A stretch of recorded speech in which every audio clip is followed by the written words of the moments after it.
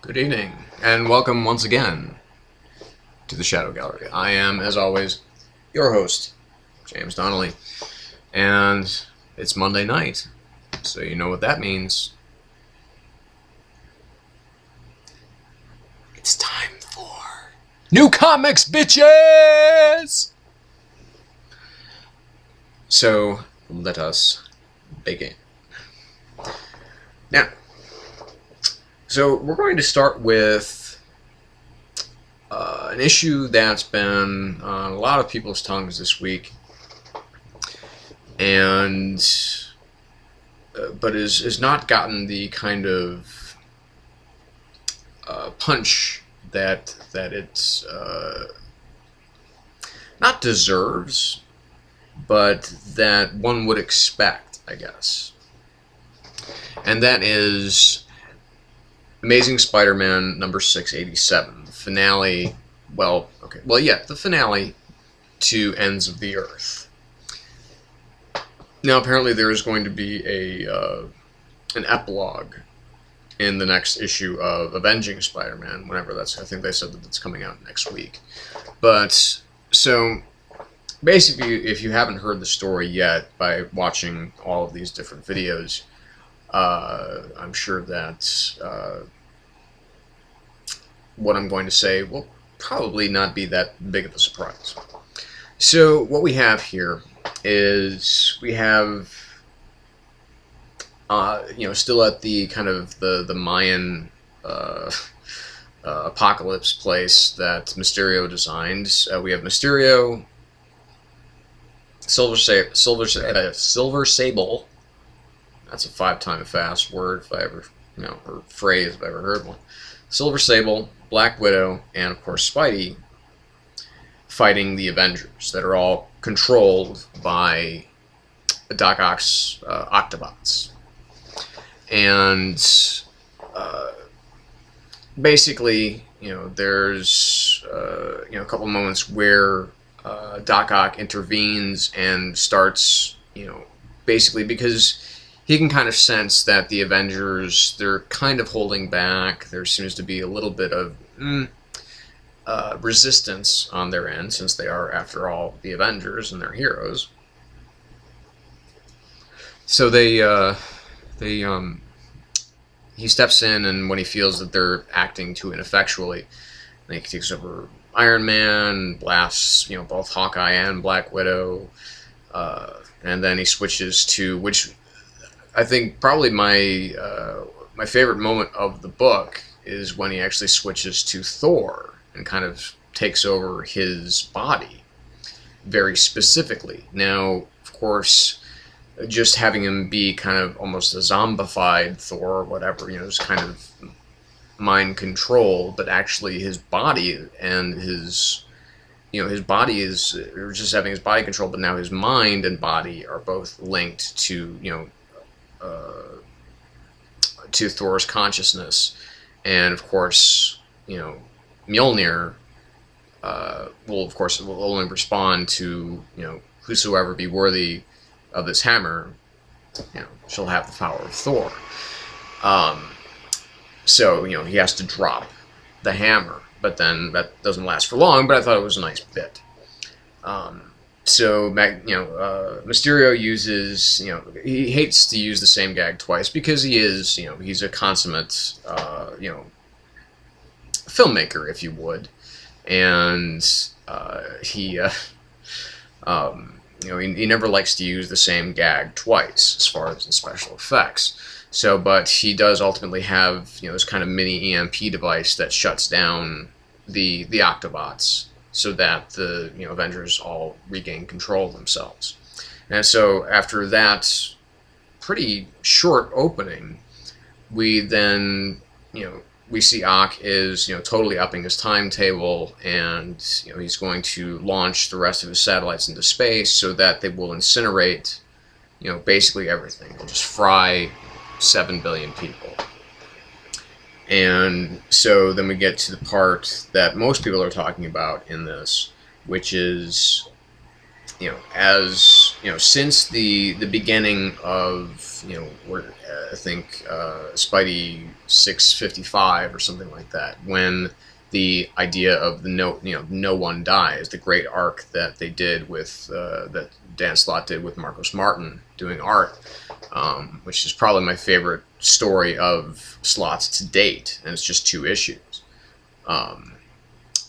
And that whole idea, and that's something that you do hear a lot, and that basically what we have here is that Silver Sable and Spider-Man have this kind of this strange relationship where they've known each other for a long time, they've been allies for a long time, and she has nothing but the utmost respect for him.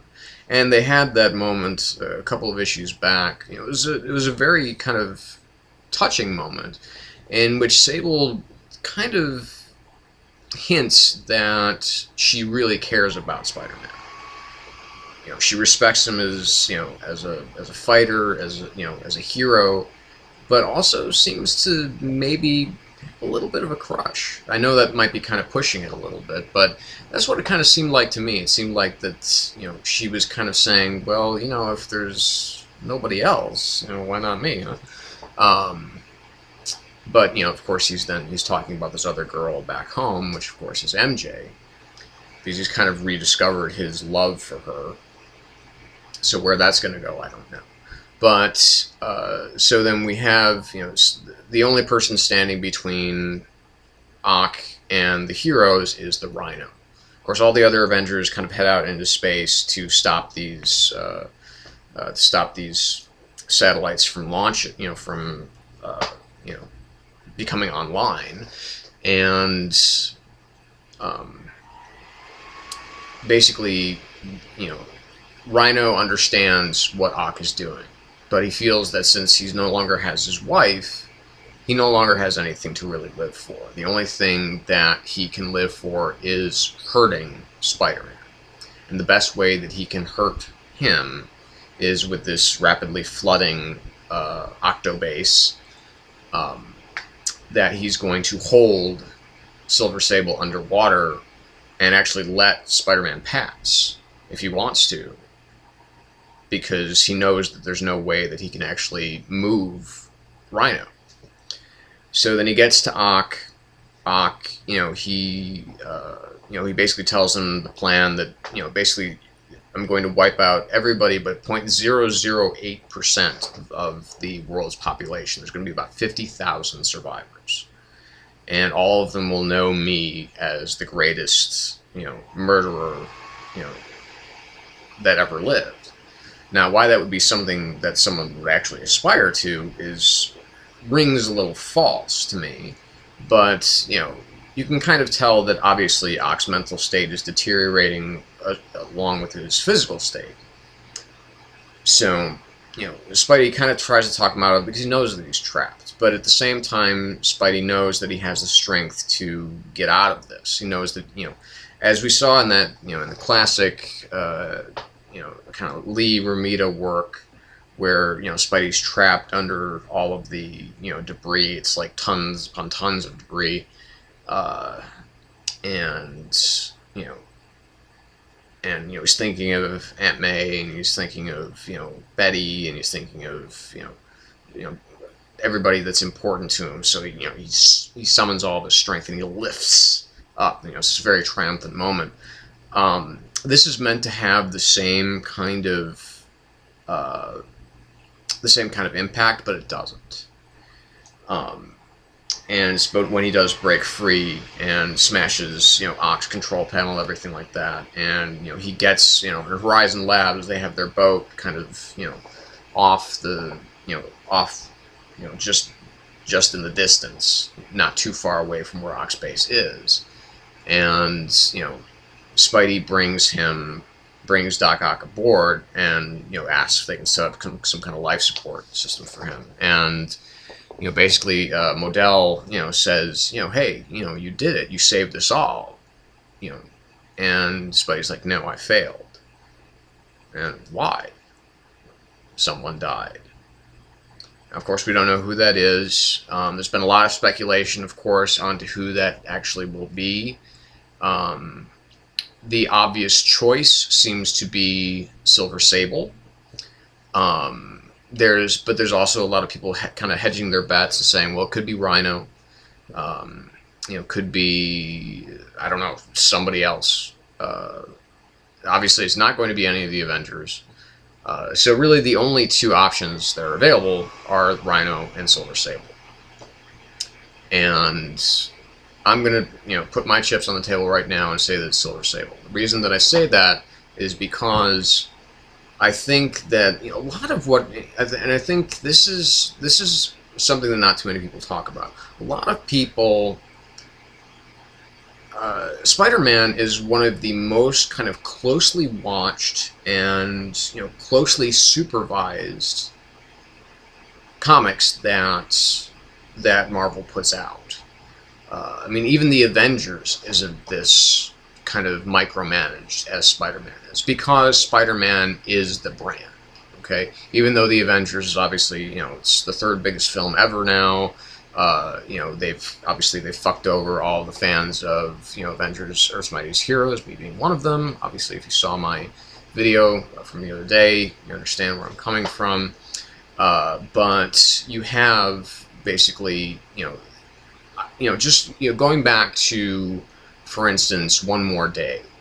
You even had the writer, you even had J. Michael Straczynski, who I didn't like any of his work on Spidey anyway, but even he was saying, look, this is completely out of my control.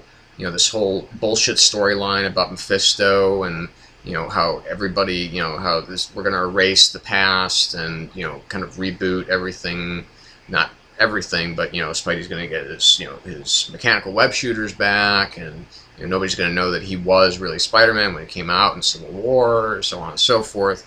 That was all Joey Q's brilliant moves. I didn't even like the art on that. So I mean, that's just One More Day is a horrible, horrible comic book, and no one could have made that better. But nobody could have made it good, but certainly somebody could have made it better than Straczynski. So, anyway. But I think that a lot of what's going on here were editorial decisions. I honestly think that, because I can't believe that Dan Slott would go this kind of far south as far as this grand kind of experiment, if you will, of working with Spidey and kind of giving him another new suit and making him the enemy of the world. And this all happens within a very, very short space of time. And like I said before, I mean, you take last year's Spider Island, you take Ends of the Earth, you flip-flop the two, and you've got a 50th anniversary. Spider Island is fucking great. And this was, as far as kind of a mini event comic, unfortunately not very successful. But here's the thing about this issue is that, I don't think Slott or the editors of Spidey would allow for a classic villain like the Rhino to die. Silver Sable, she's never really had that big of a fan base. I mean, she's had, a kind of a small, devoted fan base. And, I like the character of Silver Sable. But I don't see her necessity in the Marvel Universe. So if, she just seems to be the most logical choice from every standpoint, and I just don't think that Joey Q is going to let a classic Spider-Man villain bite it. So it's got to be Silver Sable. The thing, though, is that this is still actually a good comic. Stefano Caselli does great artwork here. It's really terrific. Slott knows knows the characters that he's dealing with. He knows their language. He knows the characters. So there's some really nice character beats in here. So while the Ends of the Earth as an event is not a good event, this is actually a pretty decent arc of a Spider-Man comic. Now, of course, next month, because we're going to have, on July 3rd, we're going to have the release of Amazing Spider-Man, which to me hasn't looked like it's going to be anything special yet. There's nothing to really get me excited about it. So, you know, and it may have to do with the amount of time, you know, between, you know, that's been, you know, it's been it's been 5 years since the last film came out. So why reboot it now? And why hand it to somebody like Mark Webb, whose biggest film is 500 Days of Summer? You know, so anyway, that's discussion for a different time. So but next month, of course, we're getting the Lizard is coming back. He's going to be the big villain because obviously they want to cross over with Lizard's going to be the villain in, you know, in this film. So let's bring it on out. So I still give this a 4 out of 5 for Amazing Spider-Man 687 because, like I said, it's still a good, solid book. It's just because it failed to live up to the expectations. I think that's what's turned off a lot of readers from it. So, again, I've spent way more time than I wanted to on this. So, just moving along. Sticking with spiders for a little while, we're going to talk Spider-Men #1. Now, this is basically, you know, it's Brian Bendis' baby. It's his combination of the, you know, basically what they said was never going to happen is that it is, you know, regular Earth 616, Peter Parker Spider-Man going into the Ultimate Universe and meeting, you know, Ultimate Universe Miles Morales Spider-Man. Now, basically what we've got here is the issue itself just isn't that good. I know that Bendis loves to write Spidey. It's obvious, you know, he's thrown him into every Avengers book that he writes. He's, you know, he just, you know, he loves Spidey. He, you know, obviously he writes him very well. He writes him very well in Ultimate Spider-Man.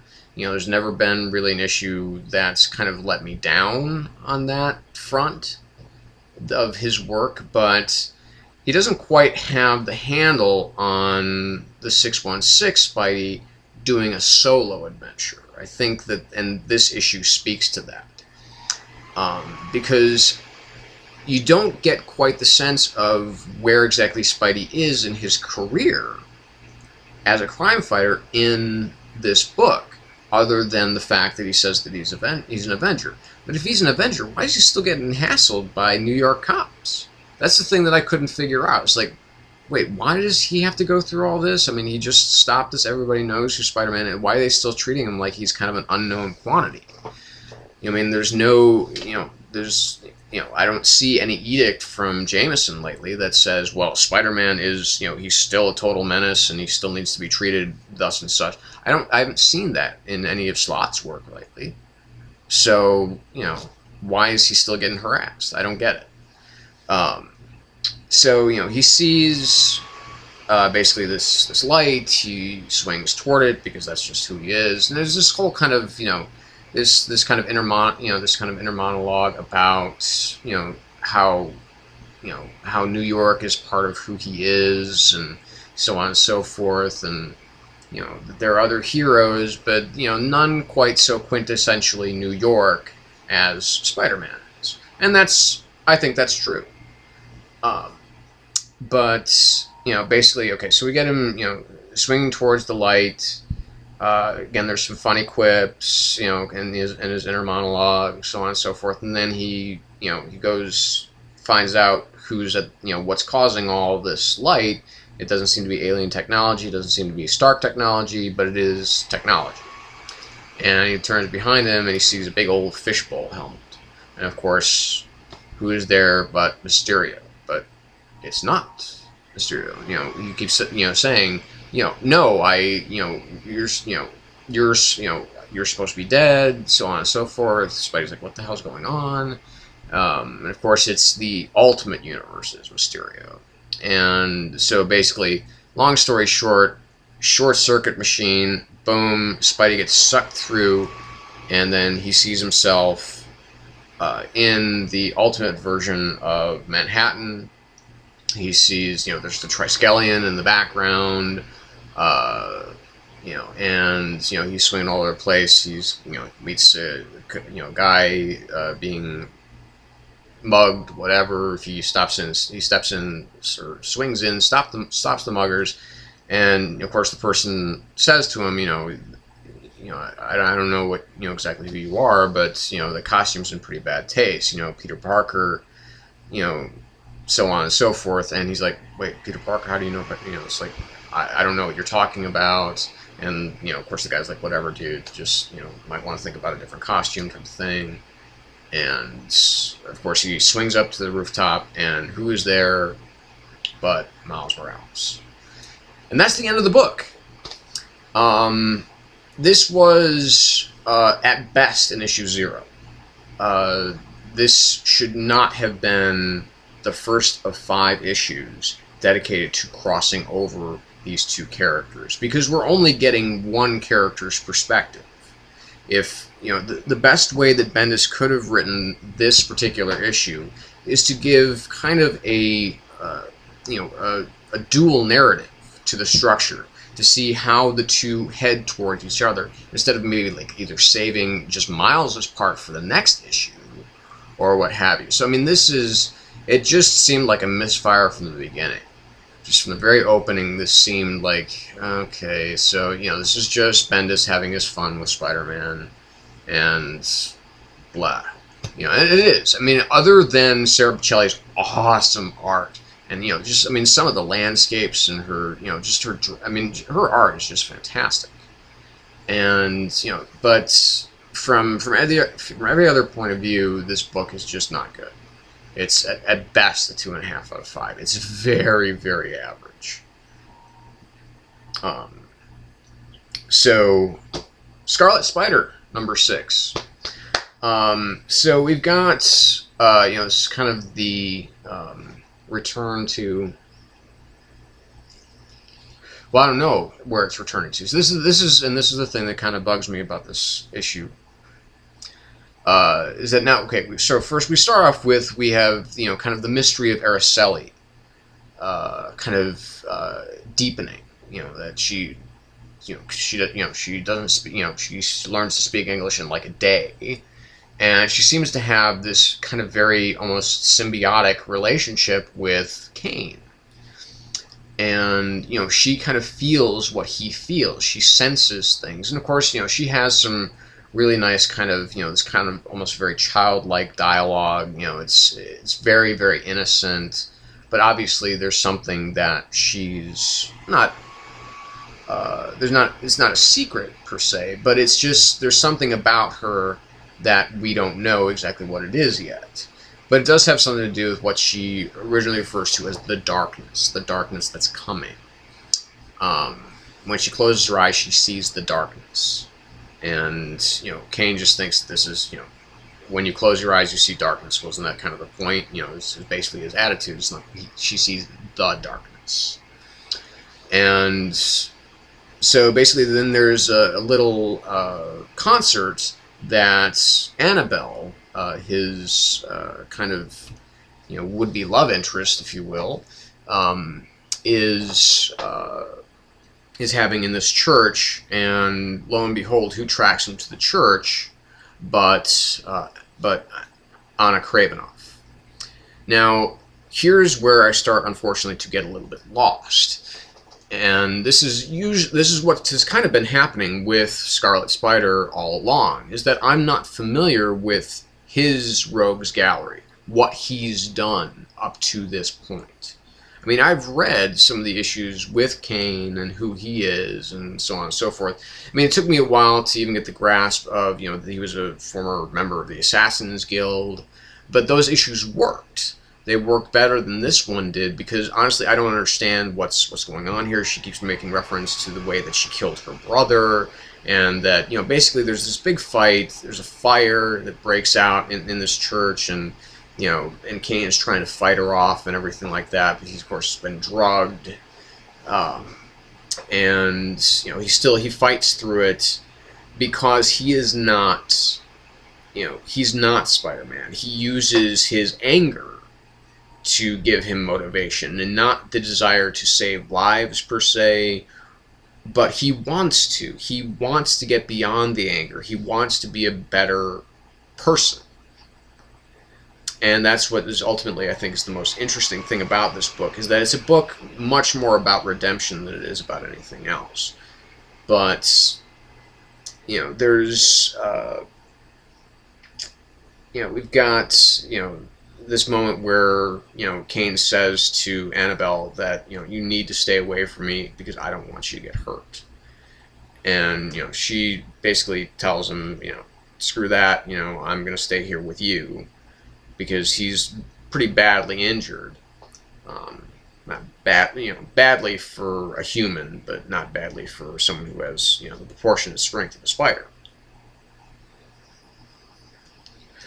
So we end up with 4 separate epilogues.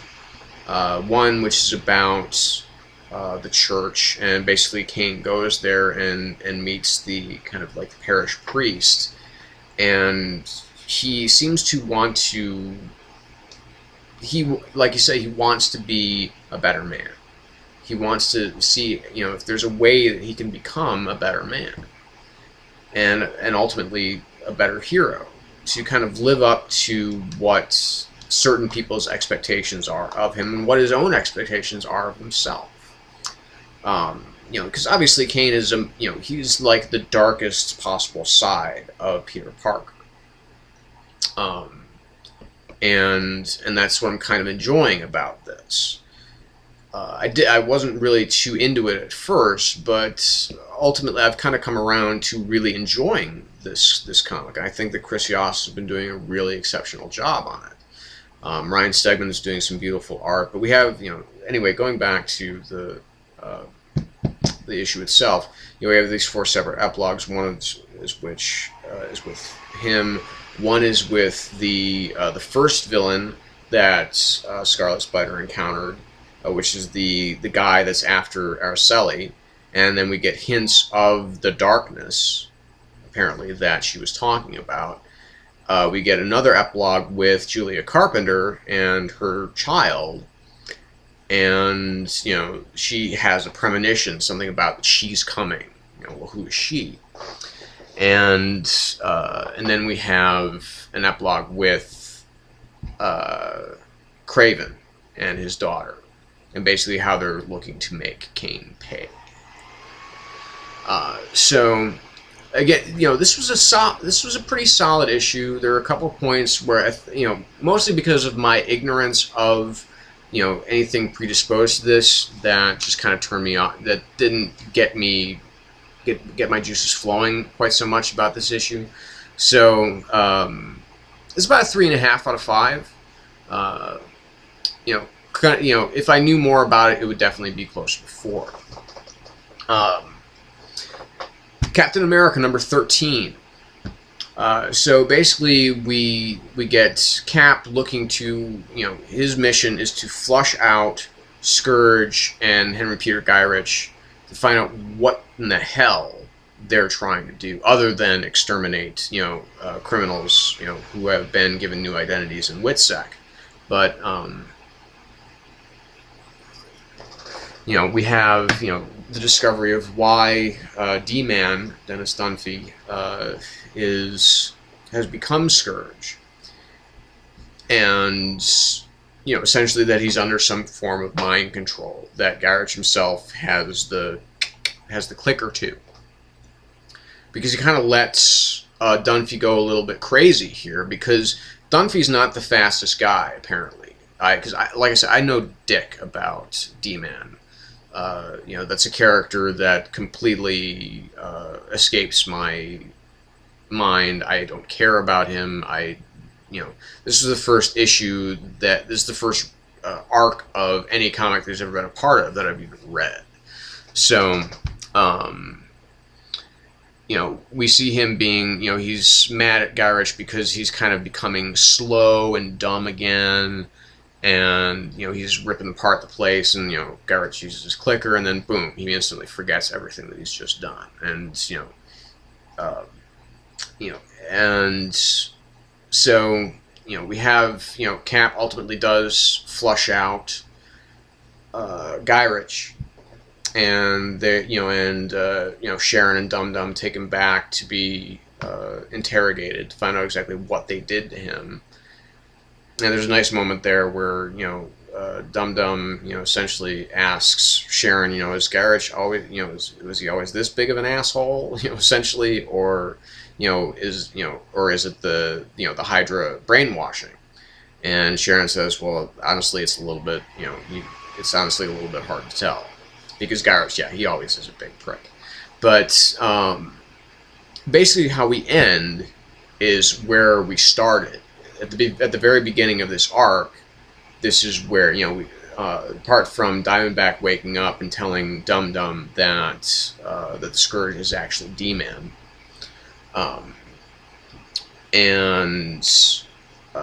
but we have Cap is in Scourge's sights, and the thought keeps going through his mind that Cap is the traitor. Cap is the traitor. He's part of what's wrong with the system. The system is corrupt and broken. So, and that's where, and to be continued. Zurcher's art is really nice. Brubaker,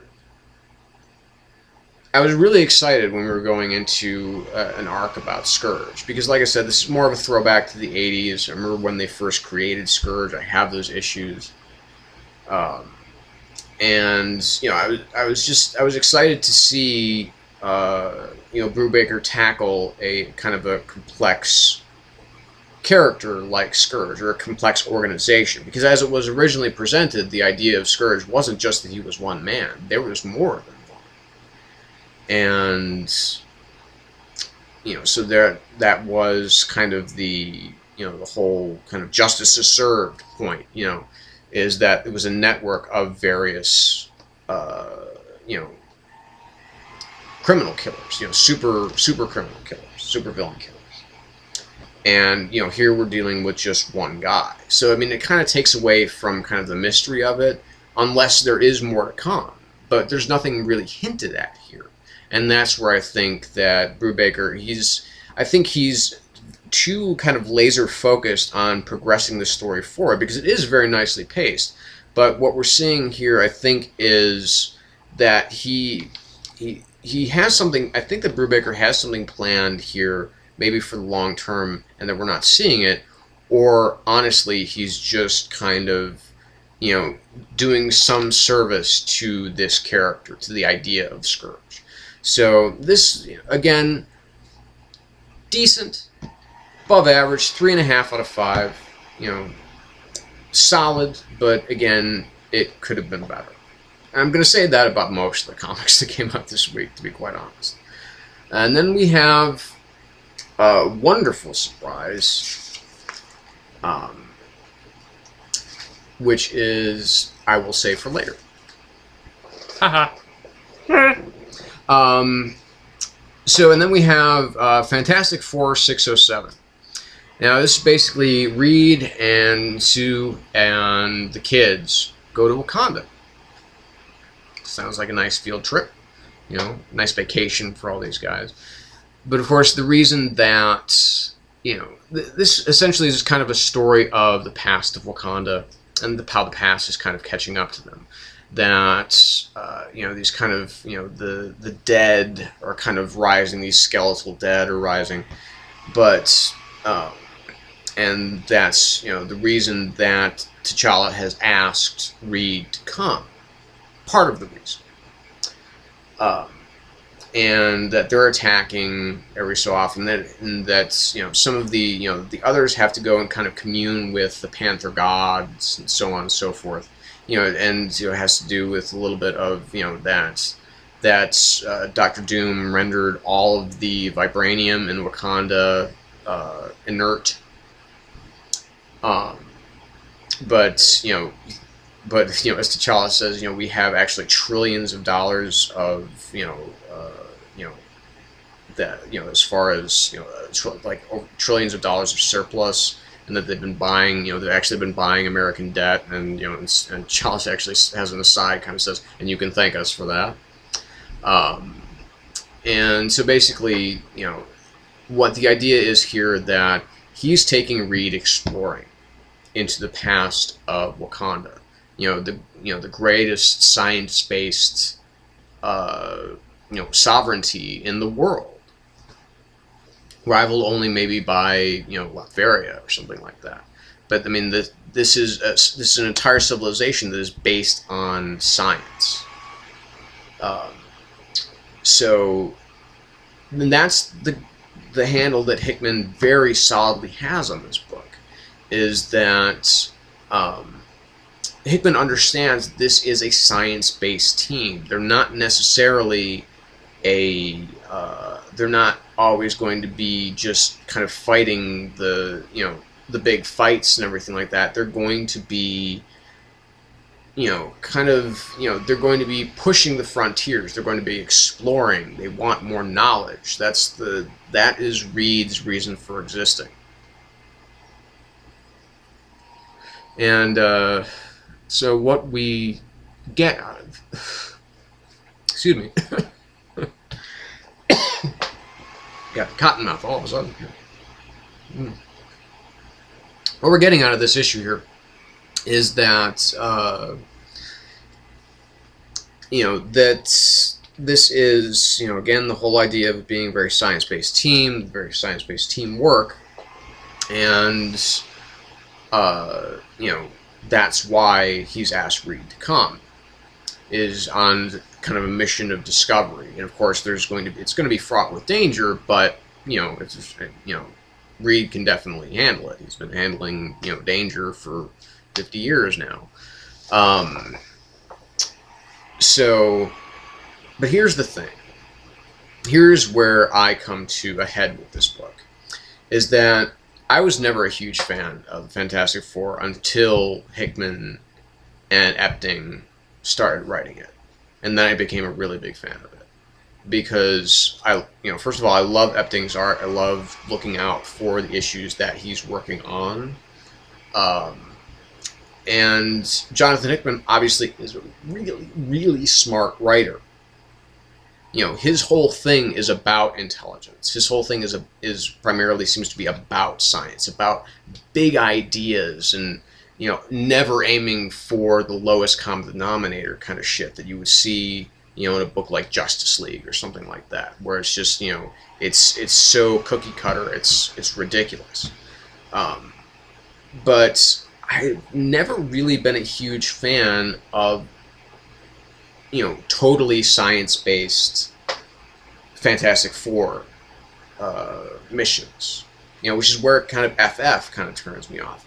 I'm more of a fan of when when they have Spider-Man involved, it seems to be more of there was more of a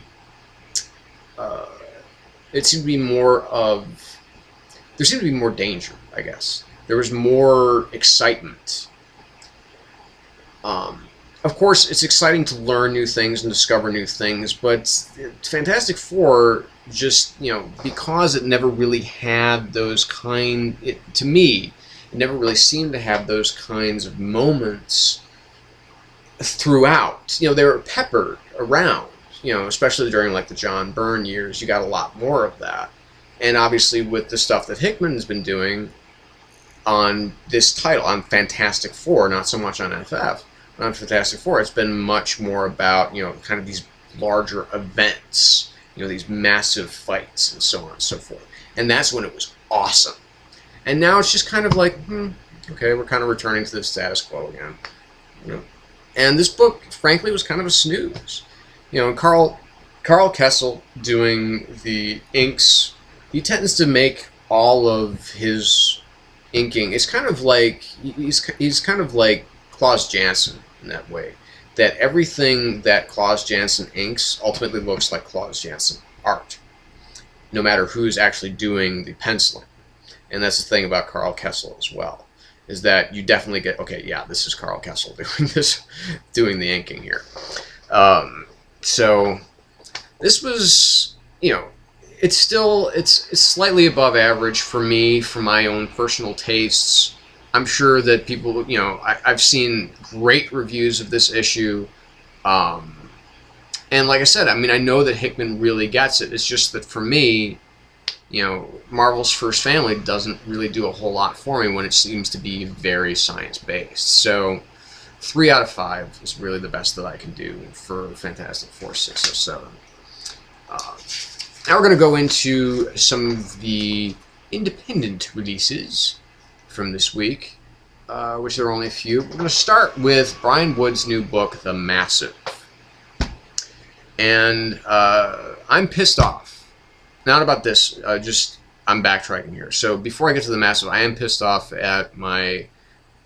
I'm not pissed off. I can never be pissed off at my local comic shop, but I didn't get my copy of American Vampire, the new limited, the new miniseries that's out, the new side miniseries. I'm mad about that because I wanted my American Vampire, so I guess that'll just have to wait until next week. So anyway, going forward, so The Massive.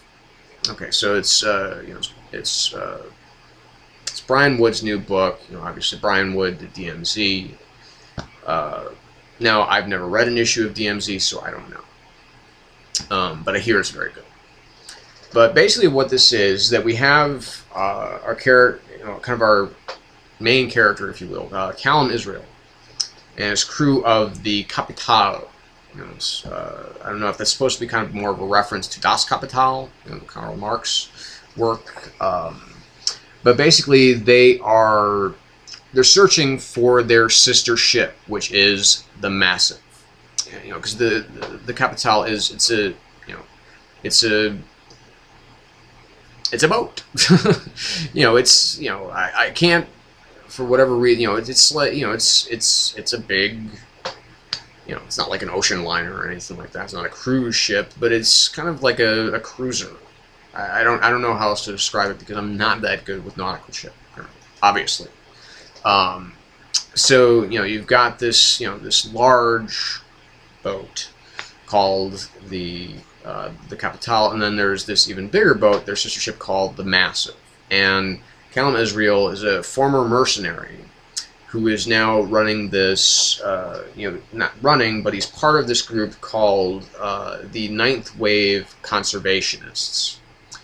And basically, if I read it correctly, it takes place around 2002 in this kind of alternate Earth where all of these catastrophic events have happened all over the world, and it has caused dire catastrophes, both in a literal kind of world-destroying sense, but also in an economic and social way as well.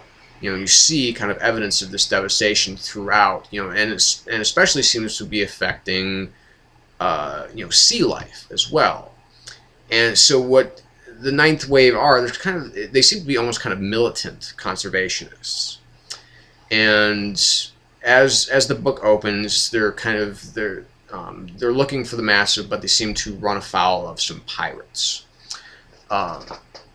So as kind of that action, these other characters, aside from this Callum Israel being introduced, we have this very layered story of all of these things that have happened throughout the course of like this 1 year. It's like 2002, and it starts like in January, and there's this kind of smaller country is kind of almost destroyed by this kind of unnatural catastrophe. You've got Hong Kong is under it's 10 stories of water now, flooding Hong Kong. All of these different kind of port cities are more or less underwater. And you have this massive kind of undersea mammalian life. It's like all of them are dead. It's just for whatever reason. Basically, the kind of the idea that I got from this, the vibe that I got from this, I should say, was that it felt very much. It feels like it's kind of like kind of a post-apocalyptic desolation, kind of almost maybe like the Road Warrior, but on the sea. Um, that's kind of the vibe that I got from it. I know that Brian Wood has more going on here, and maybe I'm just failing to see it, because it's a very dense read. There's a lot of stuff going on here, especially in the explanation of how we get to where we are.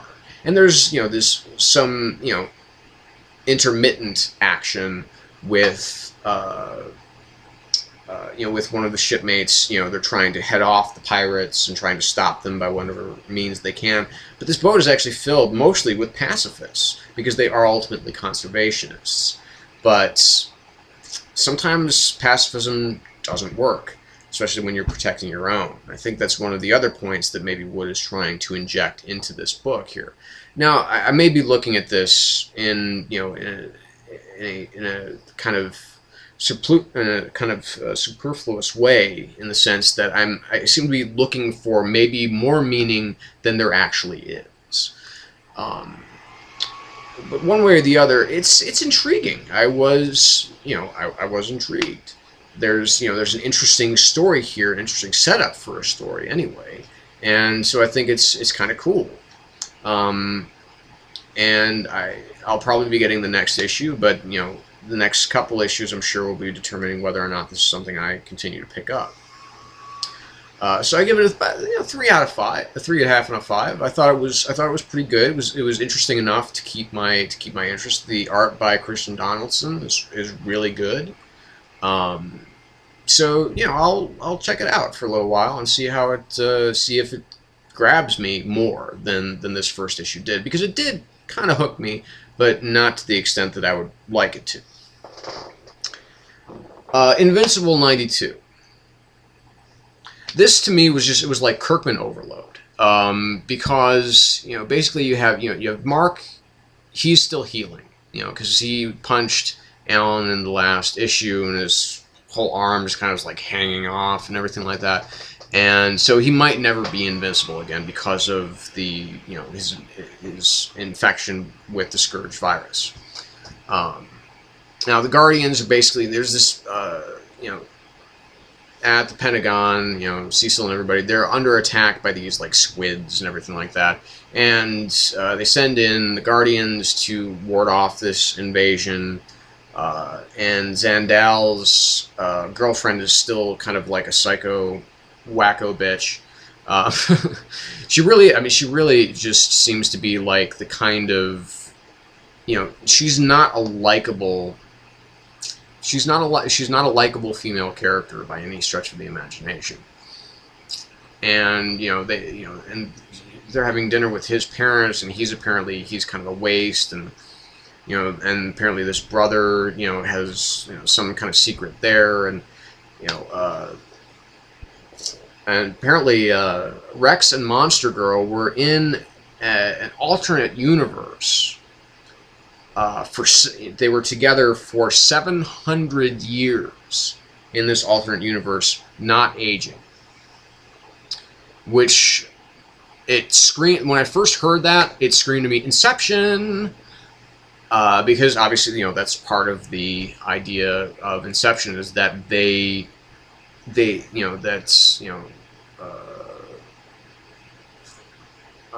that's Leo and Leonardo DiCaprio and Marion Cotillard, Cobb and Mal. They seem to be, they live together in kind of their own dream world for like almost a century. Just creating and creating and creating. So that was the first thing that kind of screamed out at me. Is this, and it was just this. There was too much going on in this issue that you don't understand. I read it twice, and I'm like, what the fuck, man? What's going on here? So, this is just another one of those issues where it's convincing me, you know what? It's just trying to drop it. It's just time to cross it off your list, because I think Invincible has seen its best days gone by, unfortunately, and it's sad, but I think that's true. Or who knows? Maybe it'll just be better. Maybe again, it's just one of those books that'll end up being better in trade. I don't know, and that's what's so frustrating about it. So we have Dancer #2. Cloned assassins, old spies. The hunt is on. Because we have Fisher basically, he finds out that he's been cloned. That's why he saw himself, but it's a younger version of himself. Quinn, damsel in distress.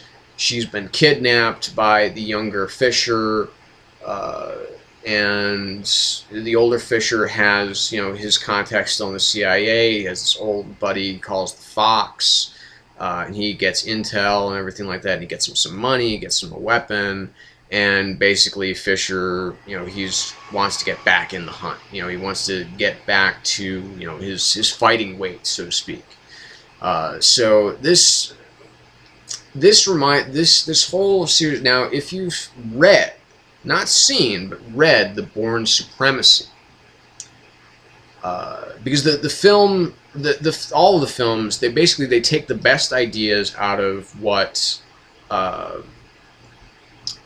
books did, and they kind of parse them down. They take the best ideas and they run with them in a completely new, different, unusual, and awesome direction. But the books themselves are also great. Bourne Supremacy is actually my favorite of the books, because basically you have. I won't get into it, but this whole story reminds me very much of that book. Is that, you have this kind of younger, kind of wannabe Bourne that kind of sends this message that, Bourne is, that he's back and he's ready to get back in the game and so on and so forth. Of course, it's all to lure the old Bourne, the real Jason Bourne, David Webb, out of hiding. Anyway, that's just what this feels like. What I was hoping, honestly, with the title Dancer, is that somehow that Quinn herself might be something of a significant plot point. That she would be more of the main character than this Alan Fisher. So again, it's very generic, it's very boring, it's a story that's been done to death. No interest, done. So 2 out of 5 at the best for Dancer #2. Batgirl #10. So we have Batgirl. Beginning here, she opens up and she's going up against a bunch of car thieves in this area of. That's the one thing that's also interesting about Simone's take on this world that Batgirl inhabits, is that she visits, neighborhoods and different boroughs, if you will, of Gotham City, rather than just kind of always being Gotham City. That there are, other neighborhoods, and there are, there's this and there's that. There's all these other things. You have, this place called Cherry Hill, which is kind of, it's a very, it's kind of a very economically disenfranchised section of Gotham City.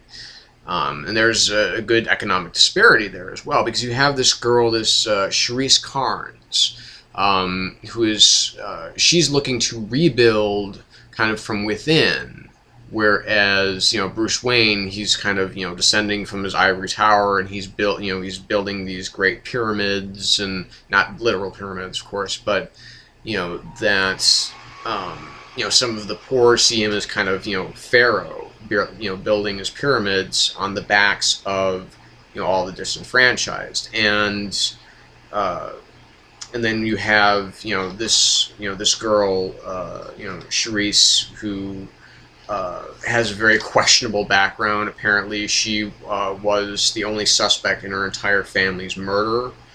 Um, and this issue actually features Lois Lane making a brief appearance here. And she asked some very pointed questions to Miss Carnes, who has kind of this very almost Amazonian woman as like part of her entourage. And basically, so the car thieves, that's kind of the example of, okay, these are the people that are coming to this, this big to-do in Cherry Hill, where this, heiress is, kind of giving her presentation of her kind of urban renewal program. She's actually involving the people of the neighborhood to help rebuild. But then we see parts of Miss Carnes that do scream, yes, she's going to be a new villainess. And then we see a car thief that Batgirl kind of tried to save previously with he got his leg, he gets his leg caught in a bear trap that apparently rival gangs leave out for each other. That doesn't seem to be the point here. And of course that kind of, the whole kind of, leg being caught, being unable to move, that, it's like some switches in Barbara's head. And of course she goes to bail out her roomie. And her roomie, as when we last saw her, was going on a date with James Jr. But what we have here, she's getting bailed out of prison because she was actually at an Occupy Gotham rally. And she, was doing the kind of, rabble-rousing, got herself arrested, so on and so forth. We see Batgirl back out on patrol, and she sees the young man, the carjacker, the car thief, about to be dropped off a building by this, this very large, almost Amazonian-sized woman in a mask, in a domino mask, and in a costume. And, she's basically saying, she's, and there's this other guy there, and, saying that they are vigilantes. They're calling themselves the disgraced. And, so she drops the guy, and she sees that his leg's actually been amputated from the that they decided to amputate it. So this is all kind of it's all kind of coming together apparently for her, for Babs, as she's trying to save she saves the young man. She goes back up and fights. She's got like kind of like hot girl wings and everything like that, and she kind of Babs kind of cleans her clock. But then she lands, and she's then there's this talk about the nightfall that's coming. Knightfall, nightfall. Didn't we already have a Nightfall? Are they redoing it? I mean, because I don't think that this is going to happen, but obviously there's this film coming out in a couple weeks called The Dark Knight Rises, and of course the main villain in that is Bane, and of course Bane started the whole Nightfall, Batman getting his back broken thing, back in the 90s. So is this maybe, kind of a retcon or a rebirth or that kind of thing? I don't know.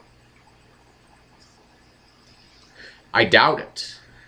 But in some of the lesser books, maybe like Batman the Dark Knight or Detective Comics, the books that I don't get, maybe they will go in some kind of direction like this. I don't know. Have we seen Bane yet? I don't think we've seen Bane yet in the post New 52 world, in this new universe, or not new universe, because it is pretty much the same, but it's different. You know what I mean? So this was interesting. New artist taking over for our DNCF, and I can't remember her name. Art was pretty good. It was pretty good all around. You know, it was a good read. It sets up some pretty interesting things to come. I think it felt a little bit overloaded with a lot of information, but I like that there seems to be kind of an ideology here that that Babs is trying to defend. Or that she is no longer interesting, you know, that she's looking for, you know, as she says in the comic, she's tired of fighting for things. You know, I think that she wants to fight for, you know, that just her ideologies might be shifting slightly, and that may be part of the influence of, you know, everything that's happened before, so on and so forth. So I'm interested to see where this goes. I'm really, of course, the most interesting thing to me about this book is where we might come up with more information about James Jr. I'm really looking forward to seeing him again. But might be waiting for a while on that. Batman and Robin, number 10. So basically we have Damian at this, you know, so we have this kind of opening. We have this opening with these with this new villain called Terminus, and you know, he kind of glows and everything like that, and he's gathered together a bunch of people that have been injured either very specifically physically or emotionally by Batman. They're all criminals, mind you, but they're all, and everything that's happened to them is their own fault. But you know, there's this one character, you know, there's this one trio of characters, I should say, that have been kind of fused together by being burned in some kind of truck explosion that Batman, you know, tried to either stop them hijacking something or whatever. And all these beings, it's almost like one body with 3 heads, and makes 3 different personalities. And it gets even more bizarre. We have a thief, like a mugger, who picks up one of Batman's batarangs, throws it. It goes entirely around Batman and goes right through his own head. And of course, it's stuck there. It's kind of like, wasn't there a character or something like that on Kids in the Hall or something like that has like a spike through his, like a railroad spike through his head or something like that? I don't know, but it was something like that. It seemed like it was some kind of variety show that had kind of a recurring character like that. It was the fucking air, because it's, of course, it's, you know, it's 1:16 a.m. here, and it's a very chilly 91 degrees still outside here in good old Valley of the Sun.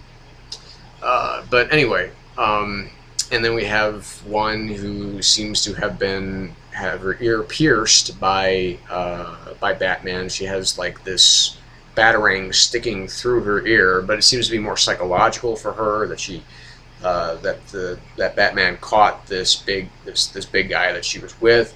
And then we have this other one, this guy who was kind of a you know, he was setting fire to some shit. He was using a flamethrower, and Batman kicks him in the fucking face, and his boot's all hot, and it left his boot mark on this guy's face. So they're all kind of seeing, okay, so basically Terminus, this guy is saying, okay, the Bat has left marks on all of us. How do we leave a mark on the Bat? And then that cuts to a basically kind of family portrait of the Waynes as they are now. We have, you know, we have Bruce, we have Dick, we have Alfred, we have Tim, and we have Damian. And you know, there's a lot of kind of arguing going on back and forth between Tim and Damian, because, you know, Tim, of course, saying, you know, you're selling, you know, you seem to always constantly sully the name of Robin, and, you know, because you're still kind of you're kind of a killer, and so on and so forth. So basically, this is determined to Damian that it's time for him to throw the gauntlet down. That he is going to prove that he is the best of the Robins. And as he says to me, and to you and to him, meaning, of course, his father. And he gathers everybody who's worn the mantle of Robin, except for, of course, Stephanie Brown, who, so basically, you got Dick, you got Tim, you get Jason, and you have, of course, Damien. He says that I'm going to attack one of you in a way that you think is very specific to you, and I will prove that I'm better than you, and I will take an item of yours as a trophy to prove that I am the best. And this is where, and of course, but he begins with Tim. So basically, Tim comes back to the cave, and Damien starts shit with him immediately. Because Tim is the most obvious, the most obvious threat to his kind of relationship with Bruce. And, of course, they have their own past together. Because, as was pointed out in this issue, is that, one of the first things that Damien ever tried to do to Tim was try to kill him. And basically this goes to apparently the annual of Teen Titans, where Artemis, who apparently was either a friend, maybe a girlfriend, whatever, of Red Robin, dies, and Tim puts the serious smack on the villain that kills her, and kind of leaves him to bleed out. But of course he doesn't at the same time. And this whole fight is basically this clash of two ideologies that Damien is willing to do pretty much whatever he needs to in order to get, to stop the bad guys. And Tim he's all about honoring what Robin has meant to Batman. And, that's definitely, that is part of what Damien wants. But he also wants to to basically say, look, I am Robin, like it or not. And Tim definitely doesn't. But he wants to get Tim to admit that he wanted to kill this bad guy. And of course Tim says, yes, it did cross my mind. If that's what you wanted to hear, then okay, you got it. And so that kind of exits the first round. And then, of course, we have Terminus overlooking this big missile, and basically, delivering the soliloquy, to no one about how he will leave his mark on Batman and apparently Gotham City. So, this is an interesting idea of the War of the Robins. How far they're going to take this, I don't know. But this is definitely the weakest issue I've read yet of Tomasi and Gleason's run on Batman and Robin. It's still decent. It's still slightly above average, but this was just a really weak issue. I just didn't feel it's like once I started to feel like I was connecting with Damien again, okay, he's going to do something dickish that totally turns me off to him again. But I can kind of see at the same time where he's coming from. But at the same time, I want there to be growth for Damien. I don't want him to just to come to a point where during this run I respect what he's doing. I respect how he's thinking, and I really respected what he did in the last issue. Kind of taking command of the National Guard soldiers and everything like that, but now he's just kind of back to being kind of a bratty dick again. So that I didn't really care for. So this was a 3 out of 5 for me for Batman and Robin number 2. So off the Bat books and on to Before Watchmen, Silk Spectre number 1. Now basically what we have here, now this is written by both Darwin Cook and Amanda Conner. With the art by Amanda Conner. And basically what we have here is an opening that reflects very purposefully back to Laurie as a child with the snow globe, and her witnessing the fight between her mother and Larry, and kind of the aftermath of that. And then we get, basically, the rest of the issue revolves around what Laurie's life is as a teenager. That she is not allowed to do anything, with her friends or anything. She has no friends. She kind of has some, but they're just all schoolmates, and she doesn't really get to go out a whole lot because all of her time is dedicated to training. She does a lot of she does a lot of PE type, gym class type of stuff. She does a lot of that. And then there's a moment where she's alone, she's watching TV. All of a sudden, she's attacked by an intruder, and there's, for the most part, Amanda Conner does embrace the 9-panel framing that was used in Watchmen. And there's actually a really excellent panel in this book that specifically reflects. It's a mirror. It's kind of a mirror image. It's almost the exact same image as what we see when in that image that's used a couple of times throughout Watchmen as the unknown assailant, as we come to know, of course, Adrian Veidt, but as he's grabbing the comedian, and you see this kind of bloodied face and everything like that, and you just see these two hands gripping, his collar, and we have, a mirror image of that, of the intruder doing that same thing to Laurie, and she's got, blood on her face from where she's been cut, and of course the intruder is unmasked and everything like that, and it's Sally. Because basically this whole thing, this is all training to her. She's got to get her kid ready for going out and fighting crime. So, of course, this is a time, of course, of great, she's a teenager, she's very rebellious, she wants to get the fuck away from what she has been training to do, and she wants to live part of her own life. What this basically reads as, more than anything, is kind of a teen romance / rebellion book, mixed in with the mythology of Watchmen. And there's some really wonderful Easter eggs, like that panel that I was just talking about.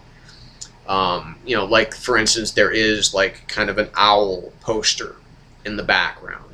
All of these kind of almost bits of foreshadowing, if you will. So I like those moments.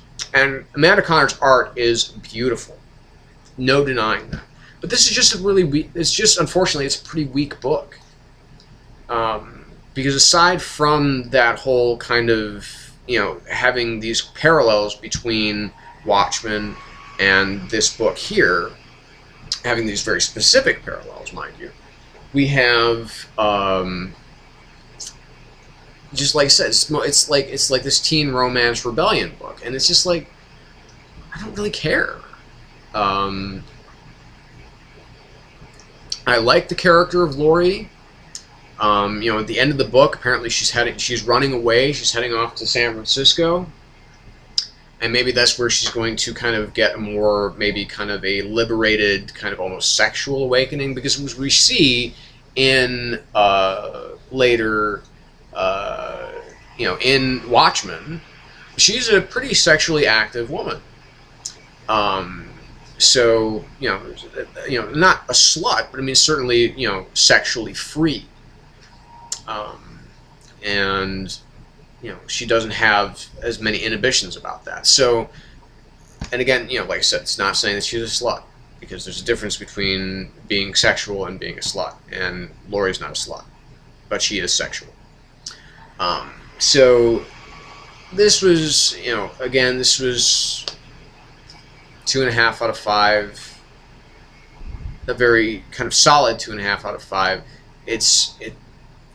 again, it's being held to an almost impossible standard. But then look what Darwin Cook did with the Minutemen. It was fucking great. I mean, it stood on its own as a comic, and I just didn't get that out of this comic. It seemed like, okay, this is just all, you know, what's past is prologue type of thing. So, Demon Knights, number 10. You know, basically we have these giant beasts, you know, because it's, you know, this group, the Demon Knights, they're not really called that yet, and maybe they never will be. But our team, they are headed towards Avalon to find Merlin, to reawaken him, and they come across, you know, a group of pirates that are riding a giant sea serpent, and Vandal Savage, you know, punches the serpent, and you know, and they turn in the pirates at the next port, which happens to be actually Cornwall, or what will you know, what is at this time known as Cornwall in England. And they're trying to make their way through to Avalon. They find another giant beast that is slain by Sir Istin, however that the name is supposed to be pronounced, Istin, whatever. And then it just shrinks down. It's a smaller wolf. And then we get basically this really kind of bizarre end. You know, this kind of bizarre, you know, kind of almost climactic moment of the book, where they've traveled through and they've made their way to Avalon, and Avalon has definitely changed. And this kind of zombified King Arthur comes out and begins this assault on the knights, most specifically Etrigan. And something very strange happens to Etrigan, and we don't really know what it is. But here's the thing about Demon Knights, why I keep coming back to this book for more, is that A, it's got one of the coolest casts of any book out there. This is one of the coolest, most interesting ensembles of any team book. And Paul Cornell has been doing a fantastic job on giving these characters their individual voice, he gives them, their individual personalities. He really makes these characters work, even though we don't know who most of them are. Yeah, we know who Etrigan is, we know who Madame Xanadu is, we know who Vandal Savage is, we know who the Shining Knight is. But, Algebur, Exoristos, Horsewoman, I don't know. But, like I said, I mean, just finding the individual voices of these characters must be very difficult, and to bring them out and to flesh them all, to really flesh them out and bring them all to life is something that's a really hard job for a team book writer to do. But Paul Cornell has just really been kind of knocking it out of the park pretty consistently. And Diogenes Nevis, the artist, is very much one of the most underrated of DC's artists right now, because his work on this title is fucking terrific. I mean, it's just great. So this book is a 4 out of 5, very solid. It was, aside from the fact that I was confused by the finale, I felt that, this book all the way through, very solid. I was with it the whole way, and I enjoy reading about these guys. And that brings me to this next issue, which is Frankenstein Agent of Shade, number 10. Now, sadly, Jeff Lemire is no longer on this book. Matt Kint is. I don't know who this guy is. I've seen the name. I don't know what else he's associated with for the life of me, but he actually does a really strong first issue of taking over this book right out of the gate. So basically there's a mole inside Shade. And it's being hunted by Frank and Velcoro and Griffith and Nina to this extra dimensional city, to which they have to wear these kind of these cloud packs, you know, which are these kind of jet packs, because if they hit the ground of this extra dimensional city, they will be torn apart atom by atom. And so you can kind of see where this issue is already kind of going with that kind of warning being set to them. But basically the team kind of splits up, and you know they're up against these scarabs, which are basically these insecty things that consume living flesh. Of course, they're of no concern to Frankenstein because he has no living flesh. And the person that they're chasing, this mole, potentially a mole, is a poet. And Frank keeps reciting this poem throughout, these verses of this poem throughout this issue. And when Frank finally catches up to this mole, and they're kind of, she's saying that she can prove that she is, she's kind of a double agent. She's actually working for the good guys, and that she got instructions directly from Leviathan, so on and so forth. So, admittedly, I was a little bit kind of thrown by that, but where it ends up is very interesting. And there's all these pieces of art by Alberto Ponticelli that are peppered throughout, just these little frames peppered throughout the book, that are allusions perhaps to the poem that Frank is reciting, or is perhaps something that we don't have the full idea of yet. But in the final page, what it seems to be, and I might be completely off on this, but if I'm right, then I'll be really happy. If I'm wrong, then I'll be a little bit disappointed. But for this book, it's for this issue, it's pretty cool. That may be exposing that that we're seeing these little bits, that these frames are bits of Frankenstein. They are maybe parts of the body that make up the whole that is him. And to me, that's a really fascinating idea, to be able to get a glimpse into everything that makes him up. So, this was again a very solid 4 out of 5. Again, Alberto Ponticelli doing a great job on art. The artwork suits this comic so well. Again, sad to see Lemire go, but it seems like Matt Kindt is a pretty good head on his shoulders. So again, we have said, okay, so pretty much nothing spectacular out of this week, right? Well, not quite. Allow me to go back, and we will start in with our books of the week. First book of the week, when I said before I had a big surprise, this was the big surprise. Ultimate X-Men, number 13. I obviously I've not been buying the print editions of this because I have a friend who gives me all of the digital download codes for almost every title that has digital download availability, except for like the combo packs of the expensive combo packs from DC. But I had dropped from buying it basically because I just really wasn't feeling too comfortable with where Spencer was going here. But Brian Wood has taken this book over, and it's already, just from the first page of the book, we're going in a different direction now.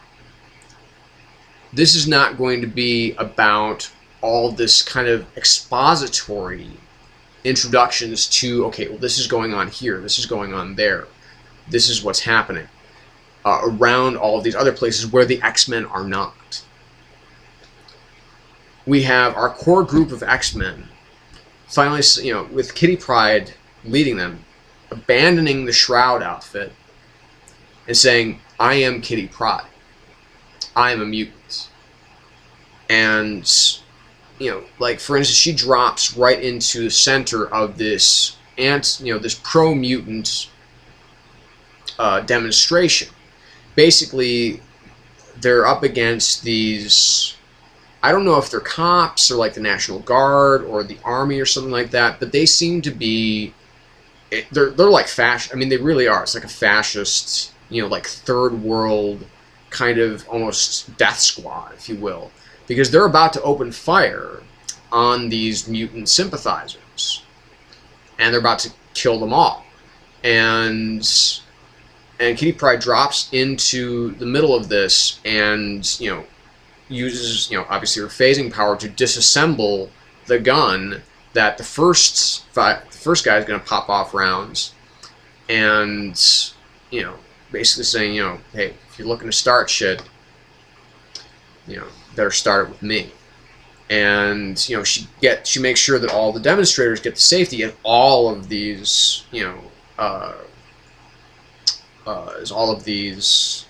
cops, whatever, soldiers open fire on her. Of course, the bullets are just whizzing through her because she's using her phasing abilities.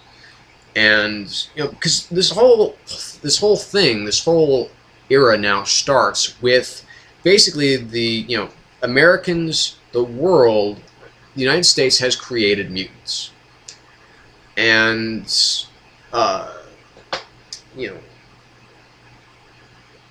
and basically mutants have been written off by the President of the United States because the Sentinel threat just seems to be too big for anybody to handle.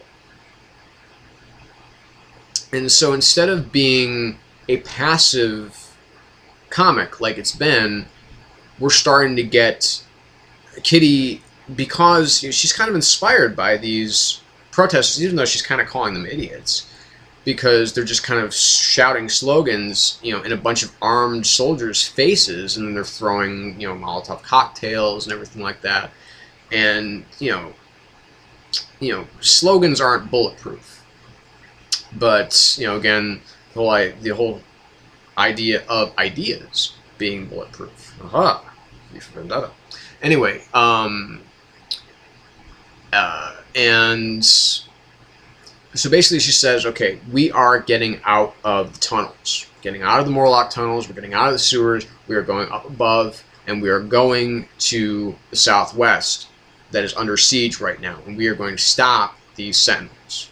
Okay, we are going to fight, and we are going to, we're going to make damn sure that, no more mutants die while we're alive. And, or at least, obviously, as best as they can. So she, she picks out, Iceman, Rogue, Wolverine, well, Kid Wolverine, whatever he's called now, and of course, asks, asks Johnny Storm to come with them, but he said he's going to stay there and take care of the kids. I'm sure he's probably not going to be there very long, but. Just the whole narrative from the point of view of Kitty Pryde, saying, we're better than this, we're stronger than this, we can do this. So that, to me, it was such a breath of fresh air to this book, which is part of why it was so surprising, but part of why it's such a really good issue. It was just, it was strong, just the narrative was power from the get-go. And it's like, okay, we've got momentum now, and we're going to build on it. Instead of just being like, okay, well, we might go out, we might not. And that's the whole thing, is that Kitty's sick of talking about it. She's sick of arguing about going out there. I'm going out there, follow me or don't, but I'm going. So, of course, she assembles her team of X-Men. They all get little X armbands. And, then... says kind of a little, not prayer, but basically hoping for the day that they won't need those armbands, and that mutants and humans can peacefully coexist. The art changes up a little bit. There are a couple different artists that work on this book. I think there were 4, actually. But Paco Medina definitely taking the lead here. His art's gorgeous. The other art by the other artists is pretty darn good as well. And just Brian Wood taking this title by the balls and just running with it. No disrespect to Nick Spencer. He's a fucking great writer, especially on Morning Glories. You saw my review last week. You saw how that ended. You know how it affected me. So, terrific stuff with Morning Glories, but not so good on Ultimate X-Men. Brian Wood, great start to his run on Ultimate X-Men. 4.5 out of 5. Terrific issue. Now, on to the book of the week. It's the book that everybody's talking about. And if I haven't mentioned it before, you know I'm going to mention it now. That, of course, is Batman #10. Scott Snyder, Greg Capullo, Raphael Albuquerque, James Tynion IV, helping Snyder with the backup. Oh, so awesome. So didn't see that coming. Now, I'm not going to get into the issue itself because I'm sure... Okay, I am going to get into the issue. Lincoln March is not dead. Lincoln March killed most of the other elite members of the Court of Owls. Made it look like suicide, but they all killed themselves by ingesting poisoned wine and poisoned food, but Batman knows better. Lincoln March, who we thought died, is actually probably still somewhat dead, but whatever kind of alchemy that the Talons have within them, he has that within himself. But most importantly, Lincoln March is not just a Talon, he's kind of like the Talon. And most importantly, Lincoln March, I'm sorry if you haven't read this yet, if you haven't read it by now, you probably shouldn't be watching this. I'm not even going to give you a spoiler alert. Lincoln March is Thomas Wayne Jr. He is Bruce's younger brother.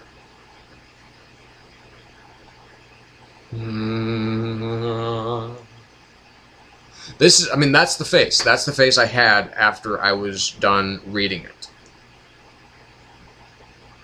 Because not only is this issue extraordinarily well written by both Snyder and Tynion in the backup story that's art by Raphael Albuquerque, which kind of lays the groundwork for what we've just read.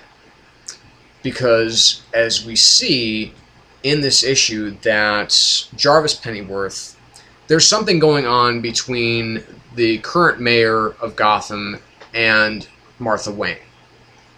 Martha Wayne is pregnant. But not showing pregnant, but we know that she is pregnant. And basically what the Talons are somehow involved with this. And so we get a car crash involving Jarvis and Martha Wayne, a staged car crash, mind you, at the corners of Lincoln and March. Now, issues of 5 out of 5. That's where I'm going first of all. This is an absolutely mind-blowing, I mean, and it's, I don't care that it's, you know, the whole idea of this has been this big revelation.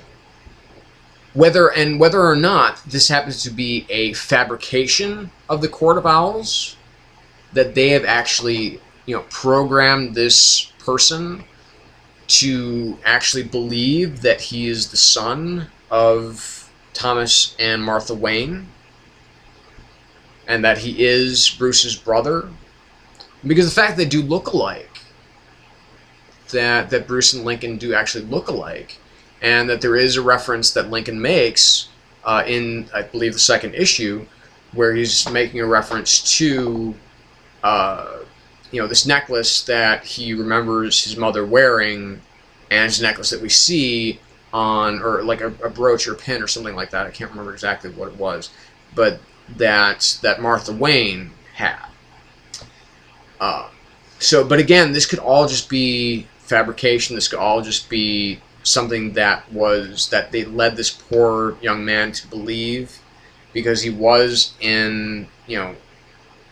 because he was born from his mother's womb untimely ripped, and placed in a children's hospital that was once like the pinnacle of, it was like one of the greatest children's hospitals in the world, but fell into complete and total disrepair when its two biggest benefactors, Thomas and Martha Wayne, were murdered. And so this, I was reading a lot online about this issue.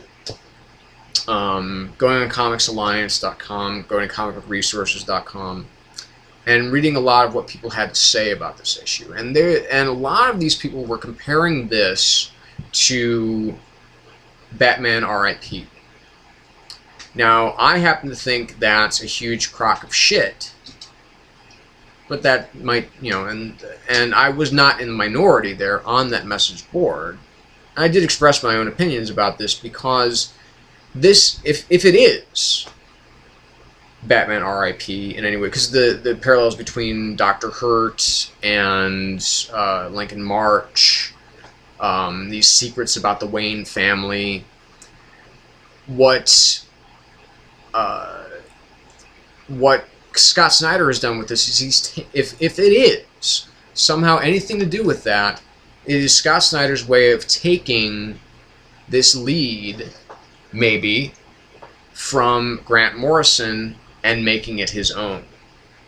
And he's made it not only exciting, but accessible. Because as opposed to the hallucinogenic, drug-induced fever of Grant Morrison's work on Batman, this is something that is unrelentingly awesome, issue after issue. It's extremely well written, it's extremely well paced. Greg Capullo's art is beautiful, as always, and it's one of the few examples currently definitely in mainstream comics. It's probably the perfect example of a perfect marriage of sensibilities of writing and art for a character. And, Raphael Albuquerque's no slouch either, but I wouldn't want him drawing Batman, this type of Batman, per se.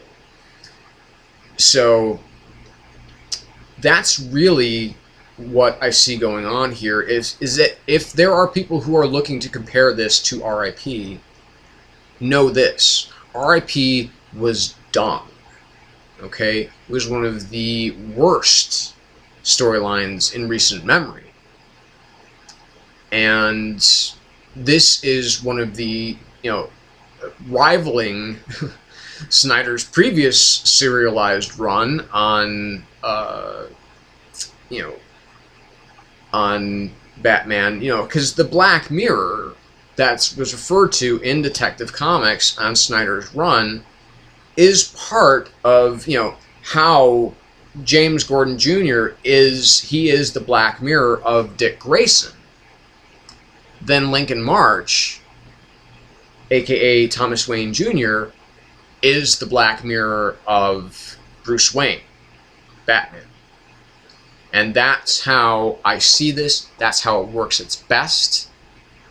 and it works far and away so much better than Batman R.I.P. So that is what I wanted to get out in regards to those comparisons, and that is it for this week's New Comics Bitches! So, we will see you next week. There might be some drive time rants in between now and then. Never know.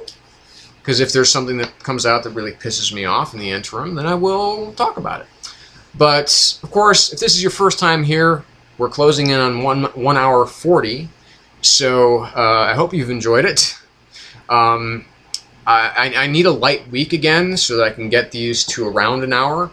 But that doesn't seem to be happening anytime soon. So, good luck. If you're first time here, of course, please subscribe. Button's right up there.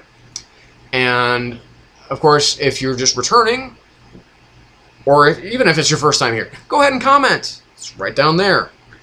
Go ahead and thumb it up. That's, like, right down here. Don't thumb it down.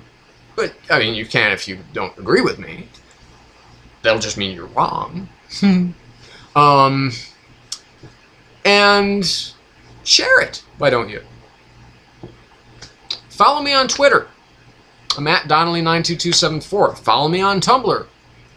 TheShadowGalleryComics.tumblr.com. And of course, I'm on Facebook. But that is it for me tonight. Thank you once again for tuning in, for watching another long installment of the Shadow Gallery. Bravo to all of you who made it through this one, and especially to all of you who made it through the last one. It was over 2 hours. Yes, I know. I'm winding it down now. I'm wrapping it up. The light in the corner is saying, wrap it up, people. So it's kind of like an Oscar speech. So this is James Donnelly for the Shadow Gallery, signing off and reminding you to stay in the shadows.